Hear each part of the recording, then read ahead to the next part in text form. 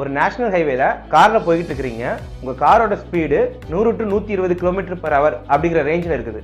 அந்த ரோட்ல ஒரு குறிப்பிட்ட இடம் வந்த உடனே ஸ்பீட் லிமிட் 60 km/h இந்த ரோட்ல அங்கங்க டிராஃபிக் ஸ்பீட் கேமரா இன்ஸ்டால் பண்ணியிருக்கிறோம்னு ஒரு வார்னிங் போர்டு இருக்குது. நீங்களும் அந்த போர்டை பார்த்த உடனேயே உங்க ஸ்பீடை 60க்குள்ள கம்மி பண்ணிட்டு ஃபர்ஸ்ட் கேமராவை கிராஸ் பண்ணிடுறீங்க. எப்படியும் ரெண்டாவது கேமரா கொஞ்சம் தூரம் தள்ளி தானே இருக்குன்னு சொல்லிட்டு மறுபடியும் உங்க ஸ்பீடை 100 to 120க்கு கூட்டிடுறீங்க.